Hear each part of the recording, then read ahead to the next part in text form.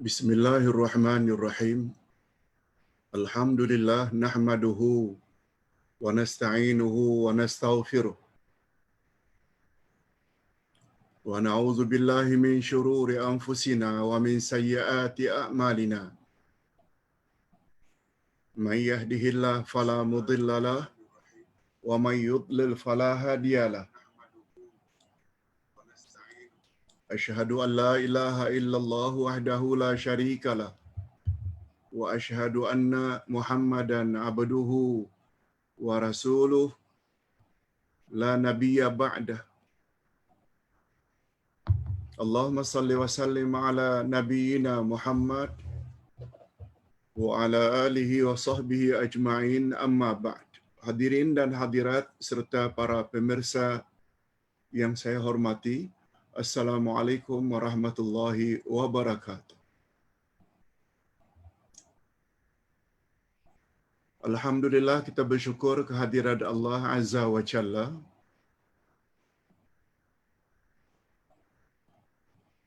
Berkat taufiknya kita dapat meneruskan lagi majlis ilmu kita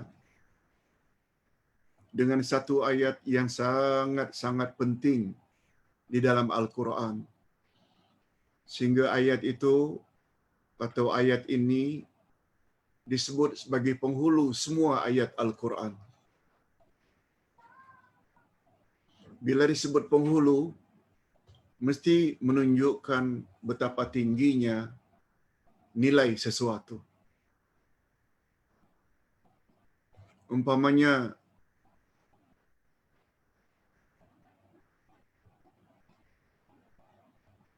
Nabi Muhammad sallallahu alaihi wasallam walaupun diangkat sebagai rasul terakhir,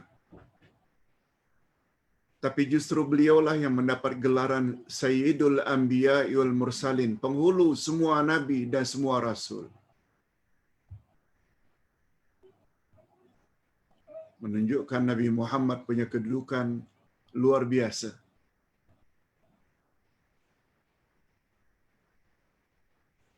Dalam seminggu, hari Jumaat dipanggil sebagai Sayyidul Ayyam, penghulu semua hari-hari dalam seminggu.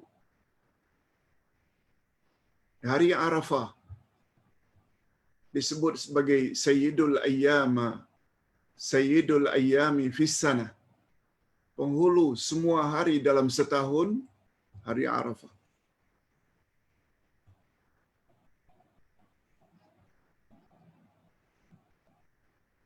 Untuk menunjukkan betapa hebatnya malam Lailatul Qadar, malam Lailatul Qadar mendapat gelaran Sayyidul Layali, Sayyidatul Layali, penghulu semua malam-malam dalam setahun, dia terletak pada malam Lailatul Qadar.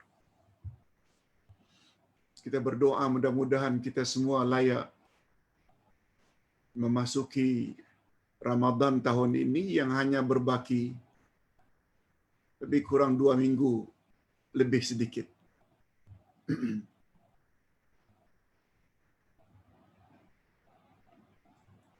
Begitu juga istighfar. Istighfar sangat istimewa. Tapi ada yang dipanggil dengan Sayyidul Istighfar, penghulu semua istighfar. Nah, demikian juga walaupun kita tahu semua ayat Al-Quran 6,000 ayat lebih itu adalah hebat, tapi justru ayatul kursi disebut oleh Nabi sebagai Sayyidatu Ayil Quran, penghulu semua ayat-ayat Quran, menunjukkan betapa hebatnya ayatul kursi. Sampai di mana kehebatannya, nanti Ustaz akan jelaskan.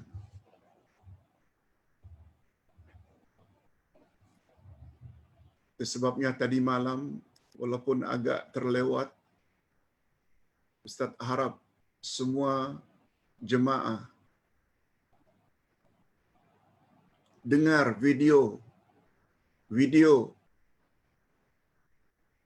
seorang yang pakar dalam Kristenisasi Indonesia mendedahkan makna sebenar Allah. layak atau tidak non-Muslim, khasnya orang Kristian, menggunakan perkataan Allah. Telah dibahas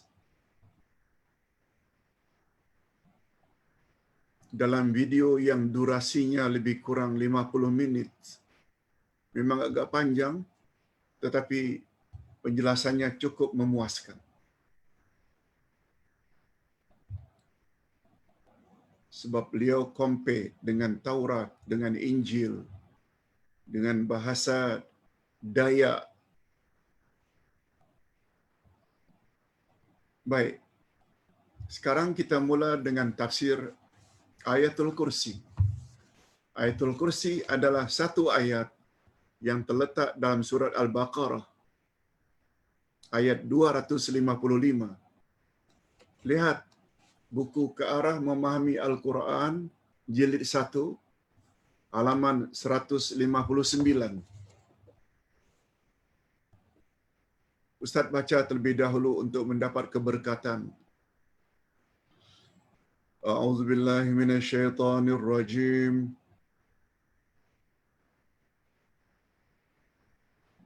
Allahu la ilaha illa huwal hayyul qayyum. La ta'khudhuhu sinatun wa la nawm. Lahu ma fis samawati wa ma fil ardh.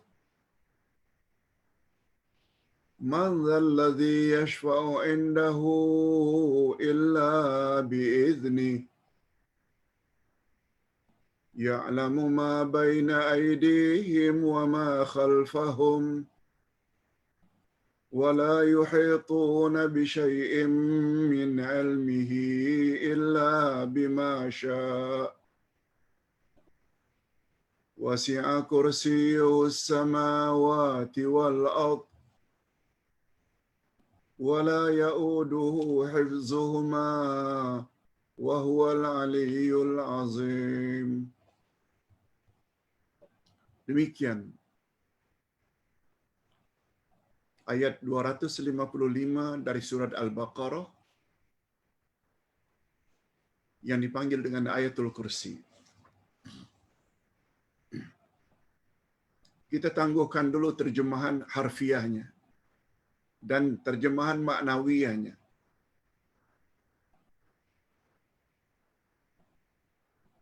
Kita pelajari dulu apa fadilat Ayatul Kursi. Apa kelebihan Ayatul Kursi. Sangat banyak fadilat Ayatul Kursi. Antaranya sabda Rasul sallallahu alaihi wasallam, Suratul Baqarah fiha ayatu sayyidati ayil Quran la tuqra'u fi baitin fihi syaitanun illa khurrija minhu. Ayatul Kursi. Di dalam surat Al-Baqarah terdapat penghulu segala ayat Al-Quran. Bukan hanya penghulu ayat dalam surat Al-Baqarah, penghulu semua ayat Al-Quran tidaklah dibaca di dalam sebuah rumah yang di dalamnya ada syaitan, kecuali dikeluarkan syaitan itu dari rumah tersebut. Ayat itulah yang namanya Ayatul Kursi. Hebat. Walaupun ada ayat yang lain, walaupun ada hadis yang lain,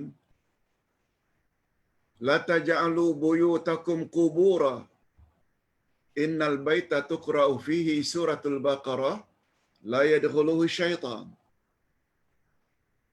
Jangan kamu biarkan rumahmu sunyi senyap seperti kuburan. Rumah yang di dalamnya dibaca surat Al-Baqarah, syaitan tak boleh masuk. Nah, hadis itu pula menyebut surat Al-Baqarah keseluruhannya, dari Alif Lam Mim Zalikal Kitabul La Raiba Fi sampai ayat yang terakhir, fansurna 'alal qaumil kafirin. 286 ayat. Tetapi di dalam hadis yang lain, hadis riwayat Al-Hakim dari Abu Hurairah, kalau kita merasa terlalu panjang, cukup baca ayatul kursi. Kalau tidak mahu rumah kita diganggu oleh syaitan. Fadilatnya yang satu lagi, man qara'a dubura kulli salatin maktubah ayatul kursi lam yamna'hu min dukhulil jannah illa ayyamut. Coba perhatikan terjemahannya. Barang siapa membaca ayatul kursi pada setiap selesai salat fardu. Kalau salat fardu ada 5 kali, zuhur, asar, maghrib, isyak, subuh. Setiap selesai salat wajib, kita baca ayatul kursi. Apa kata Nabi? Fadilatnya. Maka tidak ada yang dapat menghalangnya dari masuk syurga, melainkan mati. Illa ayyamut, kecuali maut. Hadirin dan hadirat, ini memberi makna. Siapa membaca ayatul kursi 5 kali sehari, setiap selesai salat fardu dibaca ayatul kursi sekali, maka tidak ada penghalang baginya untuk masuk syurga kecuali mati. Apa maknanya? Maknanya tidak ada penghalang langsung untuk dia masuk syurga. Sebab untuk masuk syurga memang mesti mati dulu. Kita masih hidup ni tak boleh masuk syurga. Dah mati pun belum masuk syurga. Sebab nikmat dalam kubur itu namanya nikmat kubur, bukan nikmat syurga. Syurga hanya kita masuki setelah berhisab, setelah kiamat. Ini memberi isyarat ayatul kursi adalah ayat yang sangat power untuk membawa kita ke syurga. Tapi tunggu dulu. Bukan maknanya sekedar baca langsung masuk syurga. Kita mesti fahami poin demi poin dalam ayatul kursi. Sudah pahami, amalkan, yakini tanpa ragu. Kemudian kita sebar-sebarkan kepada orang lain semampu yang boleh.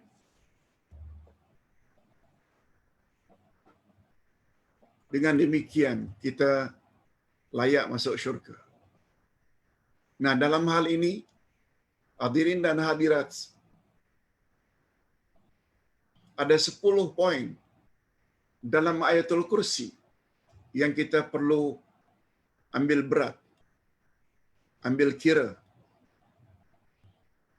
Insya Allah, dengan betul-betul memahami 10 poin tersebut, memang orang tersebut sangat layak masuk syurga Allah. Apa dia poin itu, Pak Ustaz? Ustaz ada tulis di sini.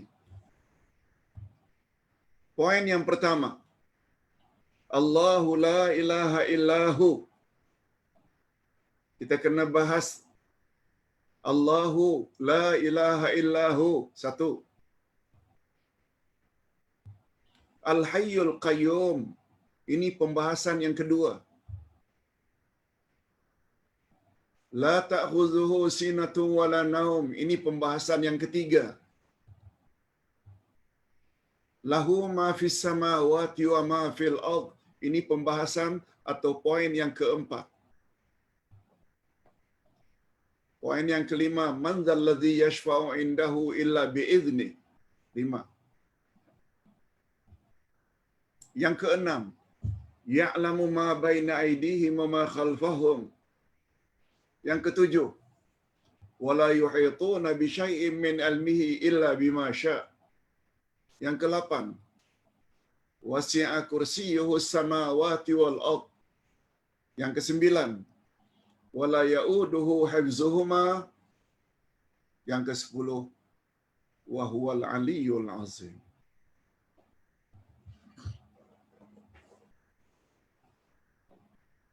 Pahami tafsirannya. Jadikan itu keyakinan tanpa ragu terhadap kehendak poin-poin tersebut yang 10.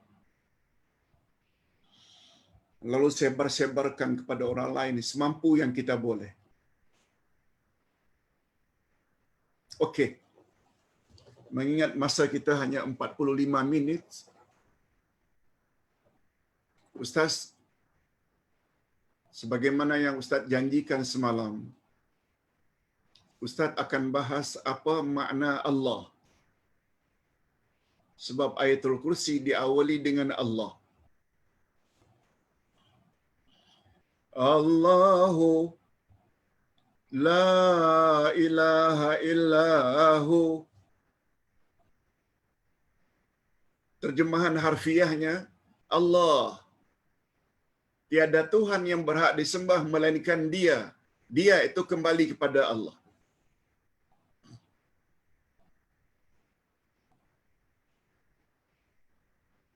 Mengapa Pak Ustaz tidak digunakan di sini la ilaha illallah? Ini sudah menjadi kaedah bahasa Arab. Ustaz kira bahasa kita Malaysia, Melayu, Indonesia juga begitu?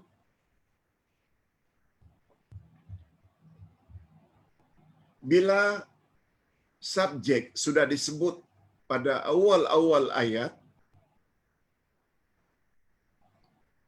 kalau dalam ayat yang sama, kita tidak akan gunakan nama tersebut, kecuali gunakan kata ganti. Abdul Rahman tidak ada dalam ruangan itu kecuali dia. Abdul Rahman tidak ada dalam ruangan tersebut kecuali dia. Kita tidak akan gunakan Abdul Rahman. Tidak ada yang terdapat dalam ruangan itu kecuali Abdul Rahman. Abdul Rahman kita tidak akan ulang balik. Macam itulah lebih kurang kedudukan. Mengapa setelah menyebut Allahu la ilaha illahu, Allah, tiada Tuhan yang berhak disembah melainkan Dia.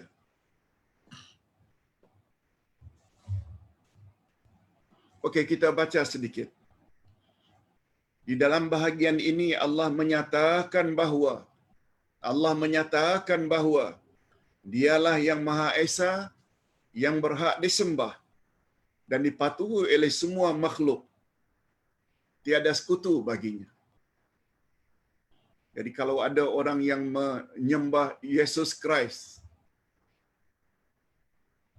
menyembah Isa, menyembah berhala, menyembah Uzair kalau Yahudi, menyembah malaikat dan mendakwa malaikat itu anak-anak Tuhan, mereka terkeluar daripada kelompok yang akan selamat ini. Oleh sebab itu, mereka yang berpahaman Trinity, ada Tuhan Bapa, ada Tuhan Anak, ada Rohul Kudus, sangat-sangat tidak layak menggunakan nama Tuhan mereka dengan Allah. Definisi Allah, sebagaimana yang Ustaz janjikan semalam, yang terkenal ada dua. Definisi yang pertama, Allah adalah zat yang hanya Dia saja yang berhak disembah, yang layak disembah. Oleh sebab itu, orang-orang kafir ingin menggunakan istilah Tuhannya, ini, itu. Terserah, silakan. Sebab bagi kami, Tuhanmu itu bukan Tuhan yang berhak disembah. Sebab Tuhan yang berhak disembah hanya Allah. Jadi, di mana kewajarannya orang-orang Kristian meminta atau memohon agar dibenarkan menggunakan istilah Allah untuk Tuhan mereka, sedangkan definisi Allah, tidak ada Tuhan yang berhak disembah melainkan Dia. Dengan kata lain, definisi pertama, Allah adalah zat yang satu-satunya yang berhak disembah. Dia tidak boleh disekutukan. Satu.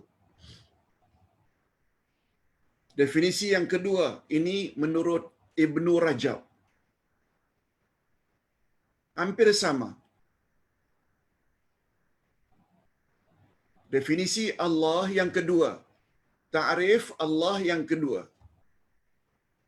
Allah adalah zat yang menjadi rujukan segala sifat-sifat yang sempurna. Allah adalah zat yang menjadi tumpuan, rujukan segala sifat yang sempurna.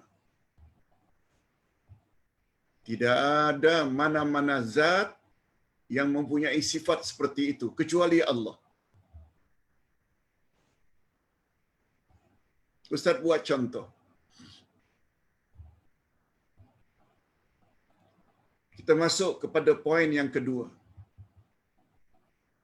Al-Hayyul Qayyum.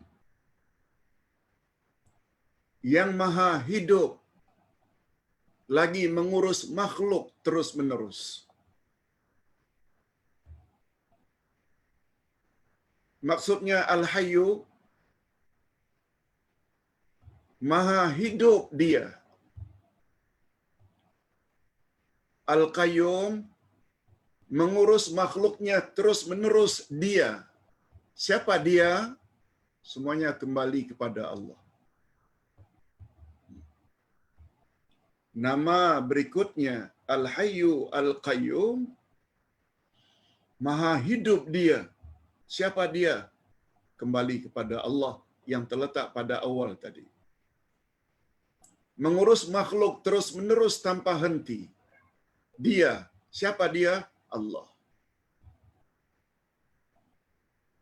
Kita teruskan. La ta'khuzuhu sinatun wala naum. Tidak mengantuk Dia. Siapa Dia yang tidak mengantuk? Allah. Wala naum. Tidak tidur Dia. Siapa yang tidak tidur? Dia. Allah. Lahu ma fis samawati wa ma fil ardh. Milik Dia segala yang ada di langit dan segala yang ada di bumi. Siapa Dia? Allah. Man dzalladzi yashfa'u indahu illa bi'idznih. Tidak ada seorang pun yang dapat memberi syafaat, pertolongan di akhirat nanti tanpa izin Dia. Siapa Dia? Allah.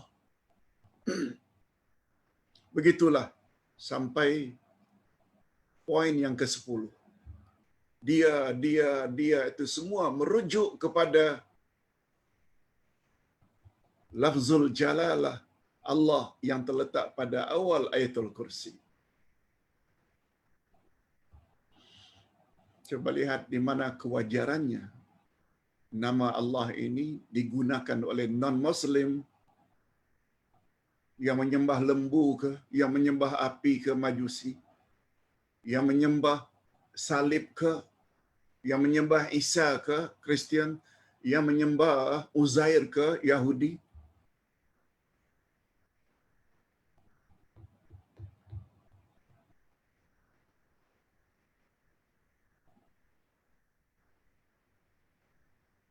Hadirin dan hadirat yang dirahmati Allah. Demikian sekitar 2 definisi tentang Allah. Oleh sebab itu, bila ada usaha golongan tertentu minta supaya dibenarkan menggunakan kata-kata Allah atau nama Allah bagi Tuhan mereka, Motifnya tidak lain dan tidak bukan kecuali untuk memesongkan akidah umat Islam. Apalagi semua kita tahu akidah umat Islam banyak yang longgar. Lebih-lebih lagi generasi yang akan datang.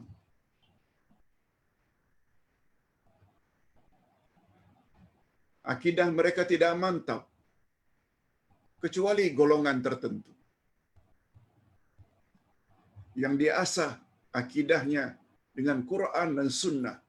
Dengan Quran dan Sunnah mereka mantap insya-Allah. Tapi berapa banyak anak cucu kita sekarang saja, jangankan 10-20 tahun yang akan datang, sekarang saja sudah ada yang mula ragu.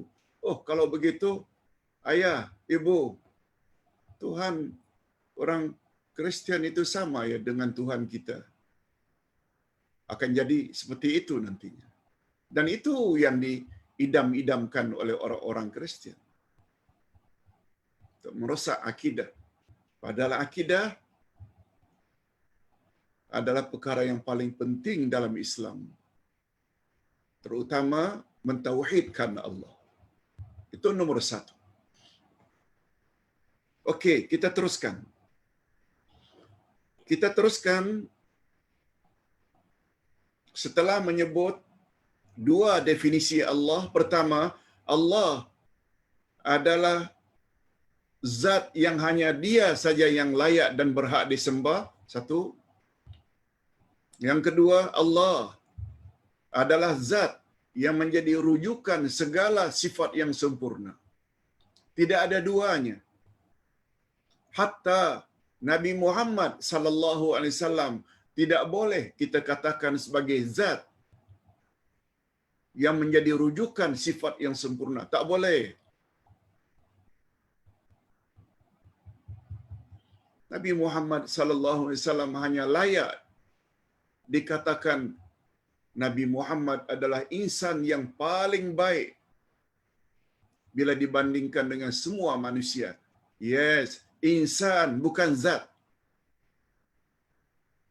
Zat yang sempurna hanya Allah. Macam mana dikatakan Nabi Muhammad zat yang sempurna? Beliau memerlukan ibu bapa atau nenek untuk menyebabkan zahirnya baginda ke permukaan bumi. Baginda memerlukan ayah dan ibu. Baginda memerlukan makan dan minum. Beliau juga lapar. Baginda juga sakit. Malah baginda juga wafat. Di mana letak kesempurnaan zat yang bernama Muhammad? Tapi kita setuju dan itulah keyakinan kita, Muhammad adalah insan yang paling sempurna. Yes. Tapi tak boleh kita katakan Nabi Muhammad zat yang menjadi rujukan segala sifat sempurna. No. Satu-satunya zat yang menjadi rujukan semua sifat yang sempurna hanya Allah Subhanahu wa taala, sebagaimana yang kita sebutkan tadi.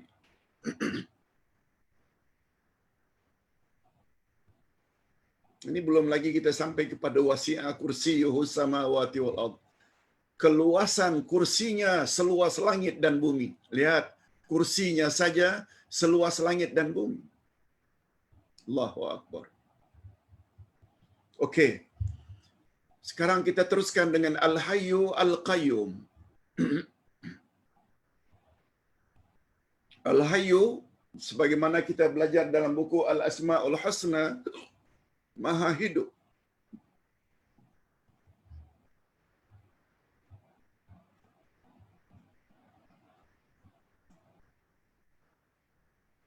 Al-Qayyum mengurus makhluk terus-menerus tanpa henti.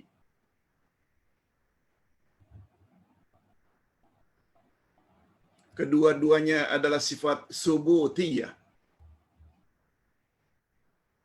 Maknanya sifat kesempurnaan. Sifat Allah kan pada garis besarnya ada dua. Apa dia? Subutiyah, sifat kesempurnaan.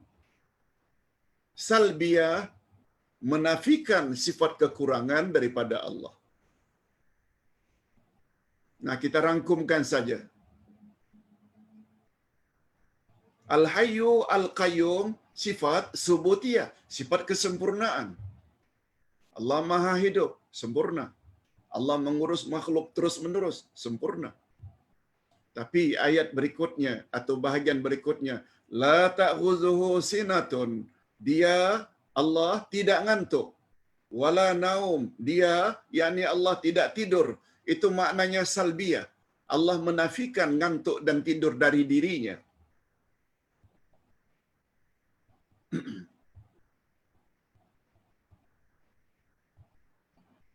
Sifat subutiyah, sifat kesempurnaan pula terbagi dua.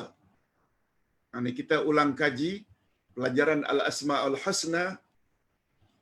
Kalau kesempurnaan atau sifat kesempurnaan tersebut tidak lekang dari zat Allah dan tidak memerlukan pada kehendak, namanya subutiyah zatiyah.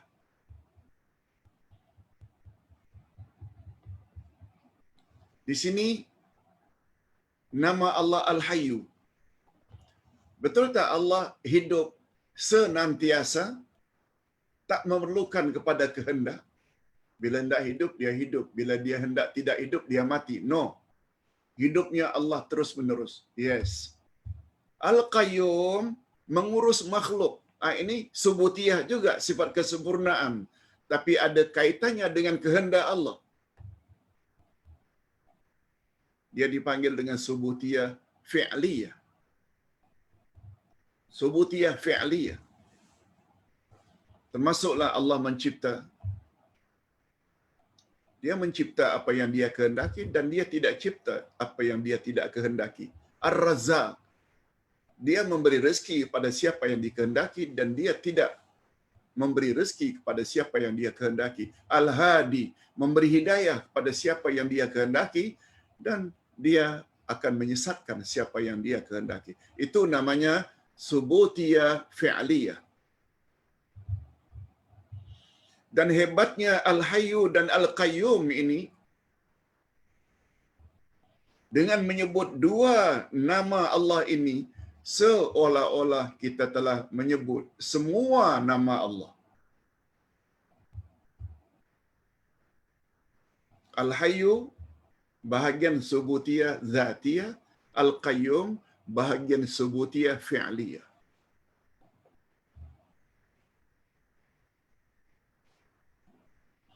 Bila kita sebut Al-Hayyu, Allah Maha Hidup, seolah-olah semua sifat-sifat subutiyah, zatiyah, terdapat di dalamnya. Mengapa Pak Ustaz? Mengapa di dalam nama Allah Maha Hidup terdapat As-Sami, Allah Maha Mendengar? Mengapa di dalam nama Allah Al-Hayyu terdapat di dalamnya secara tersirat Al-Basir, Allah Maha Melihat? Sami, Allah Maha Mendengar. Mutakallim, Allah Maha Berkata-kata. Kita buat contoh 3 ni saja. Ada di dalam Al-Hayyu. Sebut Al-Hayyu saja, automatically yang 3 ini banyak lagi tersirat di dalamnya. Kalau ditanya mengapa? Jawabnya, karena kesemua nama-nama tersebut, mendengar ke, melihat ke, berkata-kata ke, ia tidak akan wujud jika zat itu tidak hidup. Dalam perkataan hidup, terdapat mendengar, berkata-kata, melihat. Mencipta. Ustaz buat contoh. Ustaz sekarang boleh berkata-kata. Ustaz sekarang melihat. Ustaz sekarang mendengar. Betul tak kalau Ustaz katakan, itu semua dapat Ustaz lakukan karena Ustaz hidup? Bila suatu hari nanti Ustaz mati, innalillah, nyawa dicabut, mata tak rosak, tapi mata tidak function lagi. Mulut, lidah tidak rosak, tapi sudah tidak lagi boleh berkata-kata. Telinga tak rosak, tapi karena ketiadaan hidup, lalu tak mendengar lagi.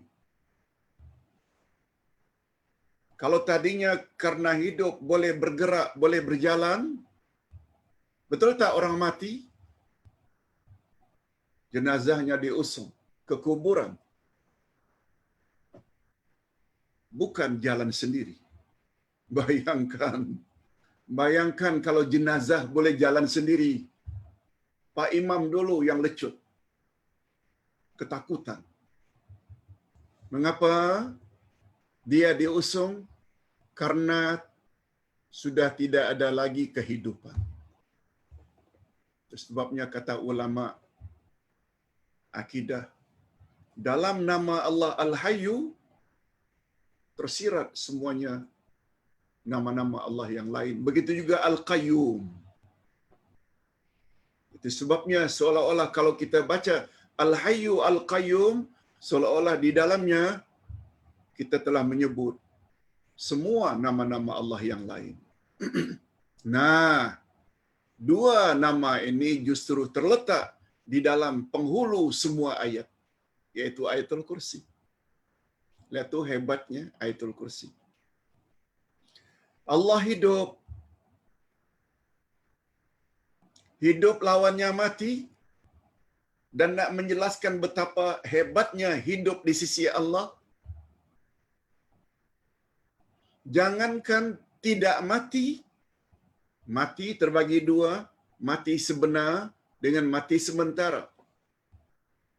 Semua kita tahu. Mati sementara adalah tidur. Itu sebabnya kita bangkit dari kubur, kita bangkit dari tidur, kita baca doa, Alhamdulillahilladzi ahyana ba'da ma amatana wa ilaihin nusyur. Ya Allah, segala puji bagi Allah yang telah menghidupkan aku balik setelah tadi aku mati. Ba'da ma amatana. Segala puji bagi Allah yang telah menghidupkan aku balik setelah tadi engkau matikan aku. Mati di situ dengan makna tidur. Itu sebabnya untuk menyatakan betapa hebatnya hidup di sisi Allah. Yang tidak bermula hidupnya. Dan hidupnya tidak akan berakhir. Untuk menjelaskan kehebatan hidup di sisi Allah. Lawan hidup adalah mati. Mati terbagi dua. Mati sebenar, roh dicabut, dan mati sementara tidur. Tidak menjelaskan betapa hebatnya hidup di sisi Allah. Jangankan mati sebenar, tidak. Wala naum, mati sementara pun tidak. Allah itu tak tidur. Jangankan mati sementara tidur, mukaddimah tidur, iaitu mengantuk pun tidak. Lihat tu cantiknya ayat Al-Quran. Cuma kita kadang-kadang baca, tapi kita tidak hayati itu semua. Macam mana boleh membentuk akidah?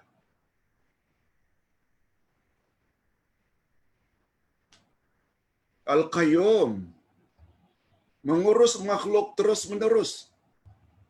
Beza dengan manusia. Jaga atau guard. Boleh tak kemasukan pencuri bila penjaga tersebut ngantuk, apalagi tidur? Dia leka.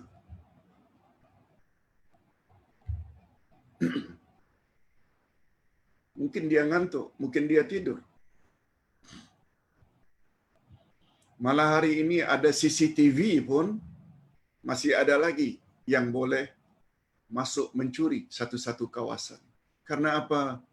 Karena kelemahan manusia. Beza dengan Allah. Awak sedang berada di mana pun, Allah tahu. Awak berada di Kuala Lumpur ke, di Jakarta ke, di Batam ke, awak sedang berada di Amerika ke, Rusia ke, sedang berada di Australia ke, sedang berada di Eropah, malah Allah bukan hanya tahu apa yang awak buat secara zahir, dalam hati awak pun Allah tahu. Allahu Akbar. Macam mana kita tidak lari daripada Allah? Kita teruskan.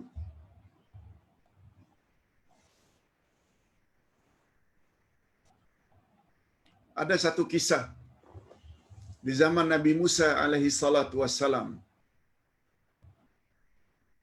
Izinkan Ustaz untuk ceritakan saja apa yang Ustaz tulis. Bani Israel minta Nabi Musa, karena Nabi Musa boleh bercakap dengan Allah, ya Musa, tolong tanya pada Tuhanmu, dia ngantuk tak? Kata Nabi Musa, ittaqillah, bertakwalah kamu kepada Allah, takutlah kepada Allah, takkan perkara itu pun tidak ditanya. Kami mohon, wahai Isa, tanya Tuhanmu, Allah ngantuk tak? Lalu Nabi Musa pun bertanya, ya Allah, Bani Israel minta aku tanyakan kepada engkau, engkau ngantuk tak? Langsung Allah jawab, pegang olehmu dua kaca, wahai Musa. Pegang olehmu dua kaca.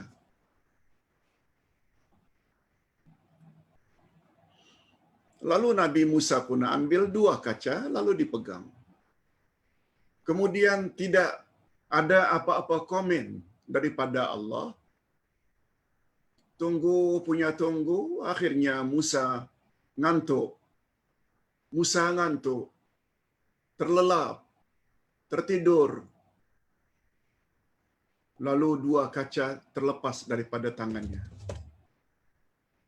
Lalu pecah. Dua kaca tersebut lalu pecah. Lalu Allah berfirman, hei Musa, engkau tanya aku ngantuk tak? Itu jawabannya. Kalaulah aku ngantuk macam engkau tadi ngantuk, akibatnya kaca yang kau pegang jatuh berkecai. Kalau sifat aku macam sifat engkau pengantuk, saya akan hancurlah langit dan bumi ini. Cara Allah tidak memberi kepahaman kepada Nabi Musa untuk disampaikan kepada Bani Israel. Macam mana Allah boleh ngantuk? Sedangkan Allah senantiasa mengatur alam ini. Tidak henti-hentinya, walau sesaat. Beza dengan kita. Baca buku ngantuk. Baca Quran ngantuk. Ngantuk berkepanjangan. Menunjukkan betapa lemahnya kita. Allah tidak. Itu makna Al-Hayyu Al-Qayyum. La ta'khudhuhu sinatun wala naum. Ingatkan tafsiran ini setiap kita membaca Ayatul Kursi. Lahu ma fis samawati wa ma fil ard.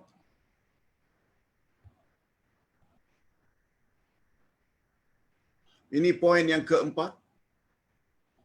Miliknya segala yang di langit dan segala yang di bumi. Langit, bulan, bintang, matahari, malaikat, awan, makhluk di langit, semua milik Allah. Di bumi, termasuk diri kita, rumah kita, kereta kita, dusun, kebun kita, anak kita, isteri kita, suami kita, semuanya milik Allah. Kita ada isteri. Kita ada anak. Itu semua milik Allah, bukan milik kita. Itu sebabnya bila isteri meninggal dunia, kita hanya mampu mengatakan inna lillah wa inna ilaihi raji'un. Kita semua milik Allah. dan kepadanya kita akan balik. Kita punya anak, cucu, meninggal dunia. Innalillah. Yang empunya ingin ambil, dia ambil. Masalah kita sedih, itu biasalah. Sudah fitrah. Itu sebabnya istilah ustaz, kita punya istri. Bukan milik kita istri. Dengan kata lain, istri hanya hak pakai, bukan hak milik. Bila terjadi perceraian, barangkali istri dipakai oleh lelaki lain. Bila terjadi perceraian, barangkali suami kita, mantan suami, dipakai oleh hanya hak pakai, bukan hak milik. Minta maaf kalau istilah itu kurang sopan.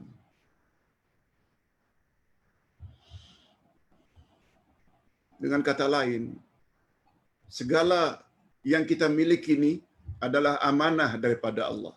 Dengan kata lain, jangankan diri ini milik Allah, segala yang diri ini miliki, ustaz ada rumah, ustaz ada kereta, ustaz ada anak, ustaz ada cucu.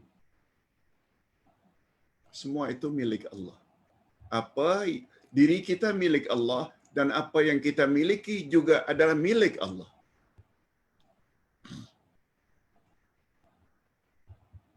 Oleh sebab itu jangan sombong.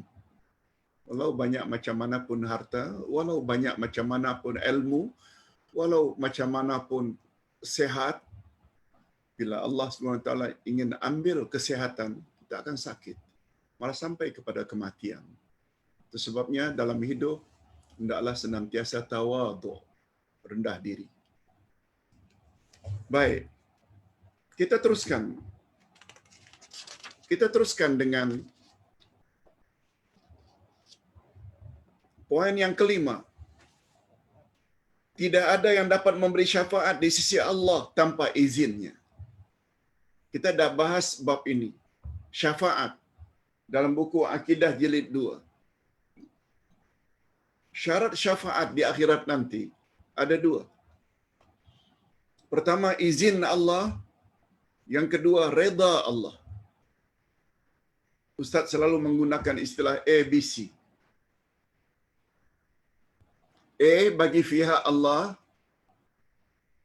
B Nabi Muhammad, bagi pihak Nabi Muhammad, C bagi pihak umat yang berdosa. A, B, C. Yang memerlukan pertolongan ni C, kita. Pertolongan dari mana? Dari B. Siapa saja yang Allah izinkan untuk memberi, termasuk Nabi Muhammad. Termasuk malaikat. Termasuk tuan-tuan guru kita.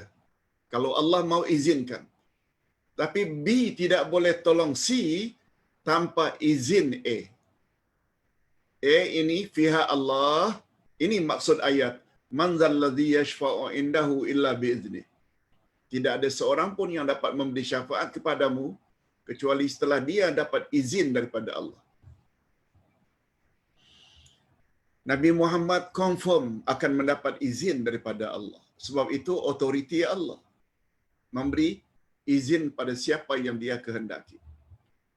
Tetapi kita jadi terhalang untuk mendapat syafaat Nabi Muhammad. Andai kata Allah tidak reda kita. Jadi daripada 2 sifat tadi, izin dan reda, yang perlu kita jaga selagi hayat di kandung badan adalah reda Allah. Bila kita tidak dapat reda Allah dalam hidup, susah kita akan mendapat syafaat Nabi Muhammad di akhirat nanti. Apa sebab? Seseorang yang apabila banyak buat maksiat dan tak tobat-tobat. Barang siapa yang bergelumang dengan dosa, tak tobat-tobat, terutama dosa syirik. Jangan haraplah akan dapat syafaat Nabi Muhammad sallallahu alaihi wasallam. Nabi Muhammad pernah bersabda yang bunyinya seperti ini. Setelah aku diberi Allah izin untuk memberi syafaat umat manusia yang berdosa di padang mahsyar. Di akhirat nanti, setelah aku diberi izin. Coba dengar apa kata Nabi. Dari umat yang berdosa sekian banyak itu, aku pilih umatku dahulu. Untung tak kita jadi umat Muhammad sallallahu alaihi wasallam. Untung. Tapi hadis tidak berhenti sampai di situ. Selanjutnya kata Nabi, dari kalangan umatku yang telah aku pilih, aku seleksi lagi, aku saring lagi, aku tapis lagi. Umatku yang tidak terlibat dengan syirik sahaja, yang layak mendapat syafaat dan pertolonganku. Lihat tu bahayanya syirik. Apa sebab orang syirik tidak layak mendapat syafaat Nabi Muhammad? Apa sebab? Sebab orang syirik Allah tak redha. Di sini pentingnya dalam hidup untuk mendapat redha Allah. Redha Allah yang paling utama yaitu tauhid. Mentauhidkan Allah, mengesahkan Allah dalam beribadat. Kita tidak akan beribadat kepada selain Allah. Okey. Yang keenam, ya'lamu ma baina aydihim wa ma khalfahum. Allah mengetahui apa yang di hadapan mereka dan apa-apa yang di belakang mereka. Ini memberi isyarat Allah tahu segala-galanya. Yang dulu, yang sekarang, dan yang akan datang. Semua Allah tahu. Beza dengan makhluk. Beza dengan makhluk. Kita tahu yang dulu, yang kita dah belajar, itu pun dah banyak yang lupa. Itu kita. Dulu kita tahu, sekarang kita dah lupa. Lebih-lebih terhadap perkara future. Sebab itu menyangkut perkara ghaib. Tak tahu langsung apa yang akan berlaku seminit yang akan datang. Mungkin yang ceramah ini mati ketika dalam ceramah. Berapa banyak orang yang mati dalam sujud? Berapa banyak orang yang sedang menari, menyanyi, mati, tumbang? Berapa banyak orang yang sedang berceramah, lalu innalillah, meninggal dunia. Yang ini baguslah, tapi yang itu, kematian boleh datang bila-bila masa. Itu sebabnya, termasuk syirik besar yang dipanggil dengan syirikus sifat. Syirik sifat maknanya kita menyekutukan Allah dengan makhluk dalam hal sifat. Contoh, Allah mengetahui perkara ghaib, Allah mengetahui perkara future.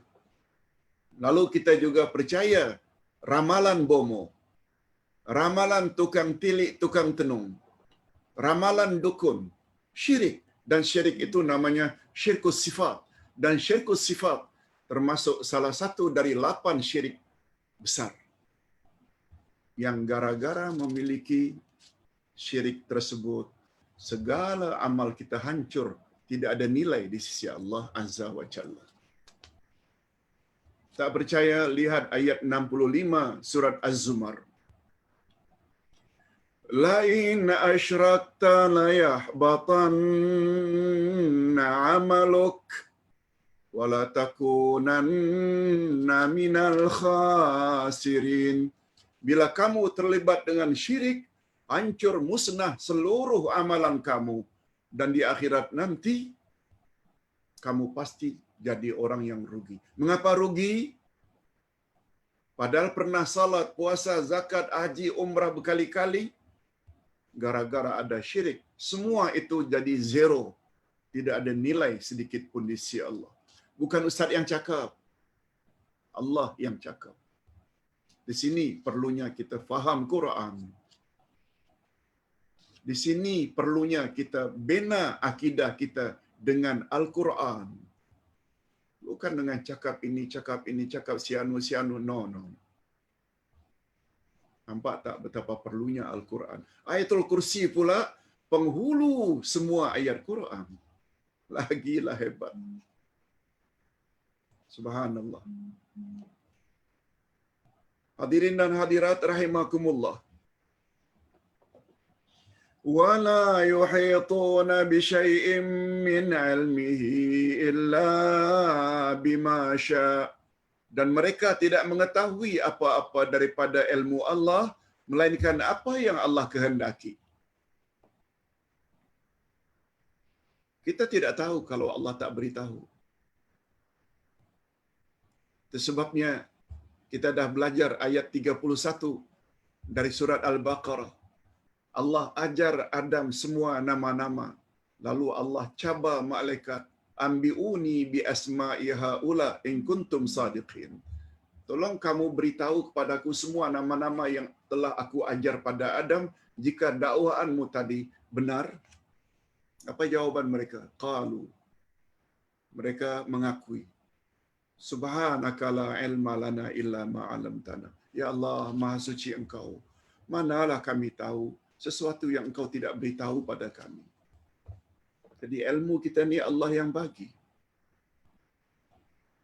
Cuma ada beberapa ilmu yang kita tak tahu kecuali Allah kehendaki.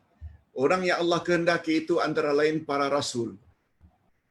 Itu sebabnya perkara gaib terbagi dua. Ada namanya gaib hakiki, bila kiamat akan terjadi, itu gaib hakiki. Ada namanya gaib idafi, iaitu gaib tambahan. Allah boleh beritahu kepada rasul-rasulnya yang Allah redai untuk mengetahui beberapa perkara-perkara gaib. Seperti pertanyaan malaikat Jibril pada Nabi. Kalau engkau tidak tahu bila kiamat akan terjadi, boleh tak engkau beritahu pada aku tanda-tanda dekat kiamat? Nabi beritahu. Itu namanya ghaib idafi. Sesuai dengan firman Allah, manirtada min rasul. Allah akan beri perkara ghaib dari kalangan orang-orang yang Allah redai dari kalangan rasul. Manirtada min rasul. Orang yang Allah redai dari kalangan rasul. Sebab rasul terima wahyu. Allah tidak sebut manirtada min bomo, manirtada min dukun, manirtada min tukang tilik, tukang tenung. Bila kita mendakwa dukun tahu perkara gaib, oh kamu nanti akan jadi orang begini-begini, kita percaya syirik. Bukan hanya syirik, 40 hari 40 malam salat kita tak diterima oleh Allah Azza wa Jalla. Lihat tu bahaya syirik. Wasi'a kursiyyus samawati wal ard. Keluasan kursinya seluas langit dan bumi. Ada bermacam-macam tafsiran dalam hal ini. Ada yang mengatakan kursi di sini wasi'a kursiyyuhu, keluasan ilmunya Allah. Seluas langit dan bumi. Ada yang mengartikan begitu. Tapi pandangan yang lebih tepat, dan Ustaz cenderung pada pendapat ini, iaitu pendapat salafus salih.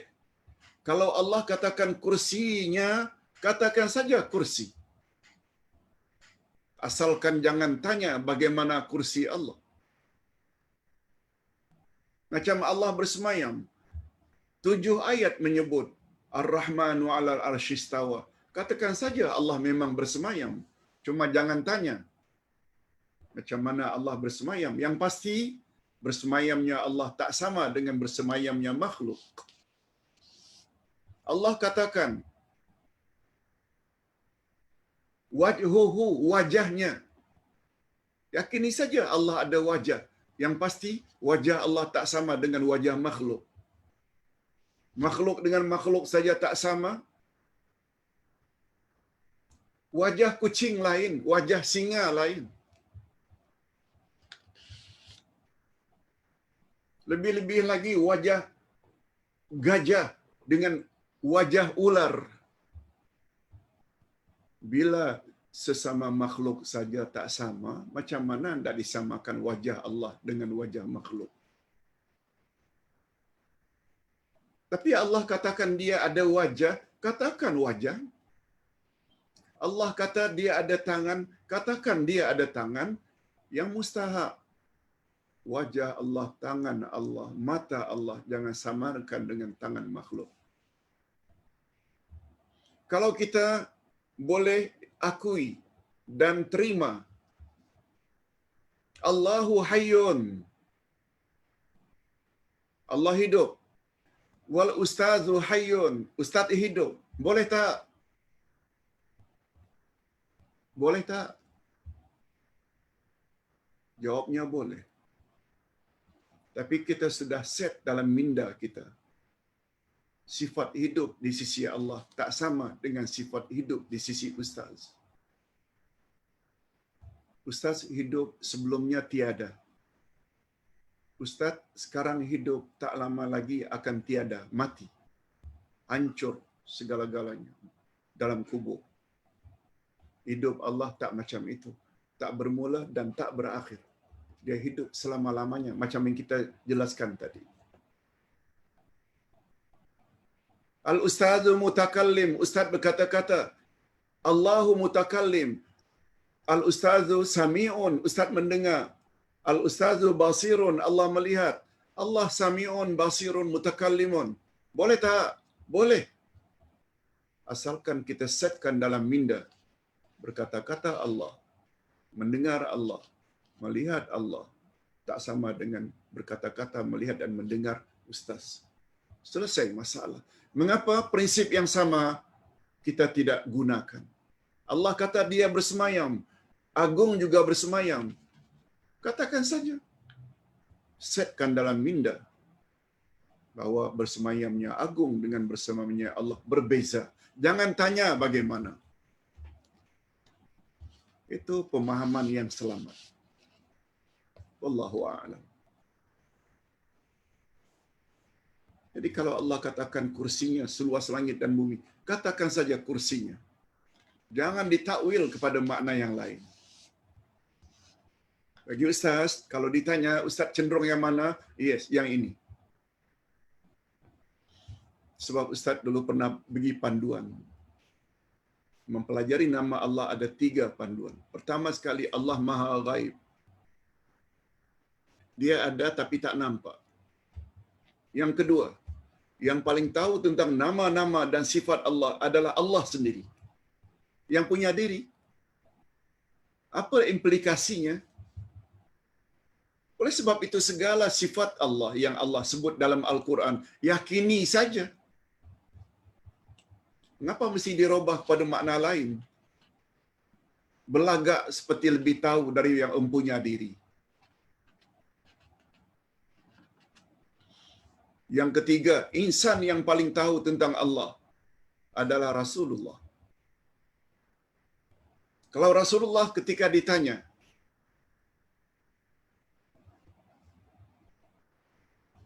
atau ketika bertanya kepada Jariyah, Aina Allah?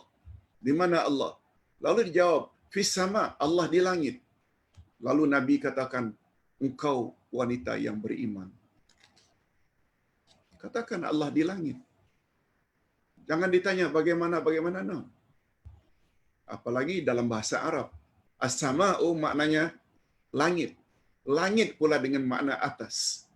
Segala yang mulia memang di atas. Hadirin dan hadirat rahimakumullah. Wala ya'uduhu hifzuhuma. Tidak berat. Dia, yakni Allah, tidak merasa berat memelihara kedua-duanya. Kedua-duanya di sini merujuk kepada as-samawati wal ardh, langit dan bumi. Sebab sebelumnya keluasan kursi Allah seluas langit dan bumi. Poin yang ke-9, dia tidak merasa berat untuk memelihara langit dan bumi. Tidak ada berat bagi Allah. Yang berat tu kita, yang lemah, kerdil ini. Itu sebabnya ayat ini diakhiri dengan wa huwal aliyyul azim, dan dialah yang maha tinggi lagi maha agung. Kata ulama tafsir, setiap nama Allah pada penghujung ayat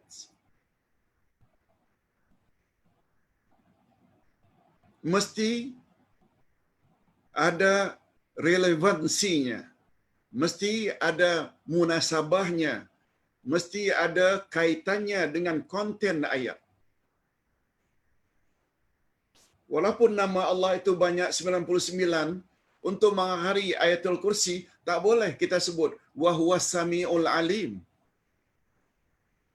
dan dia maha mendengar lagi maha mengetahui, tak boleh.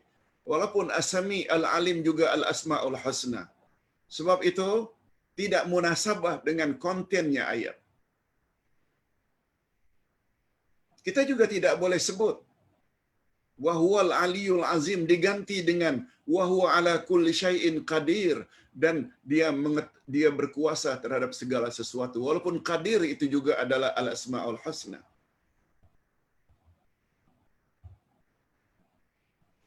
Kalau begitu Pak Ustaz, apa kaitannya penghujung ayat itu disebut Allah Maha Tinggi lagi Maha Agung? Bayangkan. Poin yang pertama, Allah. Tiada Tuhan yang berhak disembah melainkan Dia. Nampak tak betapa tinggi dan agungnya Dia? Hanya Dia saja yang layak. Al-Hayyu Al-Qayyum, Dia hidup terus-menerus. Dia hidup dan mengurus makhluk terus-menerus, tanpa berakhir dengan kematian yang sebenar. Juga kematian sementara. Juga Dia tidak ngantuk. Dia senantiasa mengurus makhluknya terus-menerus. Nampak tak betapa keagungan yang ada di dalam sifat tersebut? Salbiyah dan subutiyah. Miliknya segala yang ada di langit dan yang ada di bumi. Kita kalau ada orang yang punya tandasnya dibuat daripada emas, yang punya pesawat semuanya emas, yang punya kereta semuanya emas, apa kita cakap? Oh, hebat sungguh. Hebat sungguh. Bila ada sultan atau raja mana-mana negeri memiliki 1,000 ekor kuda yang terlatih, oh, hebat sungguh. Milik raja tersebut. Kuda-kudanya dari baka-baka yang istimewa. Nah, sekarang Allah bukan saja pemilik raja, pemilik presiden, segala yang presiden miliki, segala yang raja itu miliki, dan semua kuda-kuda liar yang ada di hutan belantara, semua binatang milik Allah. Siapa yang lebih hebat? Itu sebabnya dikatakan pada penghujung ayat, sungguh Allah itu maha tinggi lagi maha agung. Tidak ada seorang pun yang dapat memberi syafaat di akhirat tanpa izin Allah. Nampak tak betapa Maliki Yaumiddin? Dialah yang memiliki hari pembalasan. Ya'lamu ma baina aydihim wa ma khalfahum. Dia mengetahui yang dulu dan yang akan datang. Apa yang ada di hadapanmu dan apa yang di belakangmu. Kita kalau ada orang alim yang hafal Quran, ayatnya sekian, surah itu lancar setiap yang ditanya, kita dah mula mengkagumi. Padahal tak ada apa sebenarnya. Allah mengetahui segala-galanya. Kita walaupun petahu, kita hanya tahu menilai apa yang zahir, yang nampak di mata. Tapi apa niat seseorang, nawaitu seseorang, kita tak tahu. Lalu kita berbangga diri.